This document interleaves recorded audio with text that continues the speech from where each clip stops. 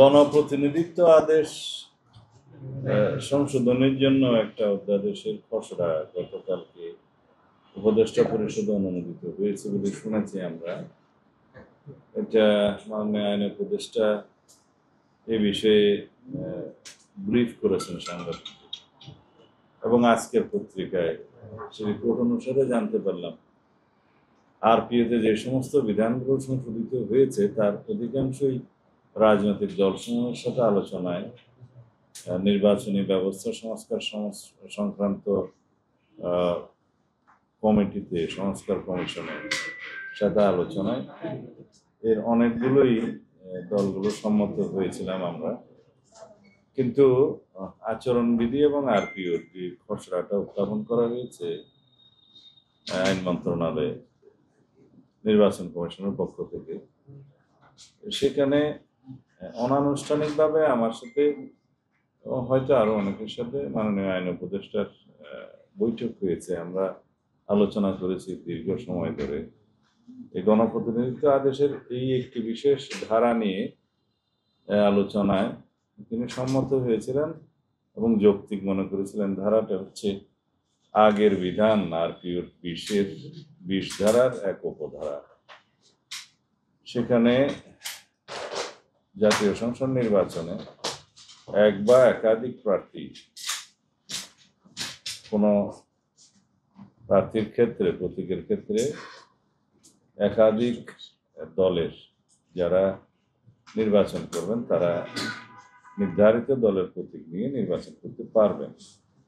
যখন কিছু সংখ্যক দল জোটভুক্ত হয়ে নির্বাচন করবেন সেই ক্ষেত্রে বিধান উল্লেখ ছিল হয় দলগুলো নিজেদের প্রতীকে নির্বাচন করবে অথবা জোটভুক্ত প্রতীক সমূহের মধ্যে সম্মত যে কোনো একটি প্রতীকে নির্বাচন করতে পারবে।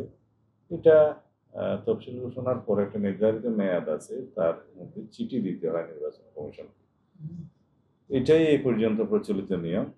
সেই ক্ষেত্রে যারা রাজনৈতিক দল হিসাবে আকারে ছোট তারা জোটভুক্ত হয়ে নির্বাচন করতে চায় যাতে কিছু সিট তারা জিততে পারে, তো সেই বিধানটা সবাই সমর্থন করেছে। এটা পরিবর্তনের জন্য আমাদের কোনো সম্মতি ছিল না, অধিকাংশ রাজনৈতিক দলের কোনো সম্মতি ছিল না।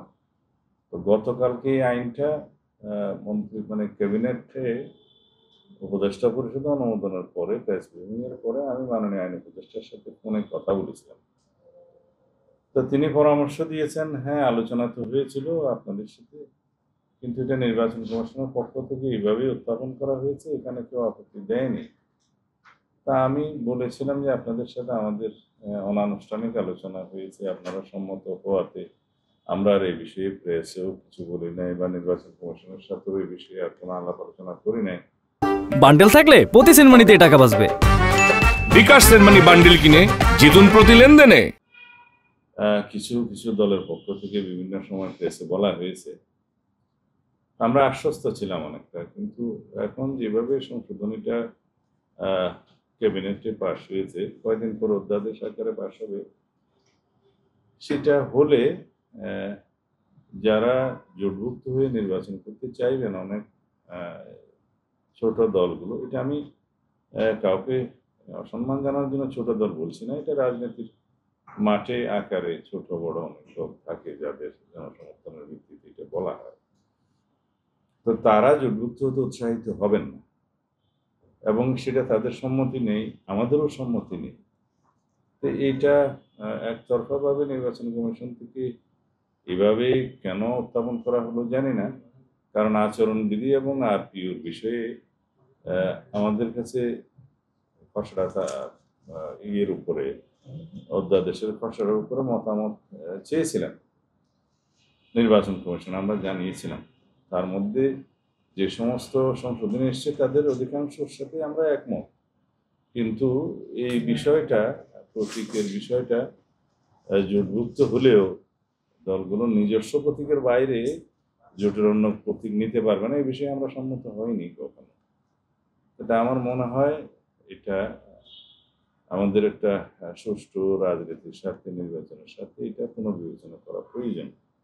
এই কথা আমি আমাদের দলের পক্ষ থেকে জানিয়েছি, আমরা হয়তো আনুষ্ঠানিক চিঠিও দেব নির্বাচন কমিশনে এবং আইন উপদেষ্টার কাছে। তা এখন যেহেতু আপনারা প্রশ্ন উত্থাপন করলেন, আমি প্রেসের মাধ্যমে এই বিষয়টা জানালাম। আমাদের দেশে বহুদলীয় গণতন্ত্রের রাজনীতির ইতিহাসে দেখা গিয়েছে যে সমস্ত ছোটখাটো দলের গুরুত্বপূর্ণ নেতৃবৃন্দ পার্লামেন্টে আসলে জাতীয় সংসদটা সমৃদ্ধ হয়, তাদের নির্বাচিত হওয়ার একটা সুযোগ হচ্ছে এইভাবে জোটবদ্ধ ইলেকশন করার মধ্য দিয়ে। সেটা বঞ্চিত করা তাদের উচিত হবে বলে আমরা মনে করি না। কারণ আমরা একটা বহুদলীয় গণতন্ত্রের একটা সমৃদ্ধ জাতীয় সংসদ দেখতে চাই, যেখানে সকল মতের আদর্শের ব্যক্তিগণ, রাজনৈতিক নেতৃবৃন্দ জাতির কল্যাণে তাদের অবদান রাখবেন, এবং সেটা হলেই জাতির গণতান্ত্রিক সমৃদ্ধি আসে, জাতি উপকৃত হয়।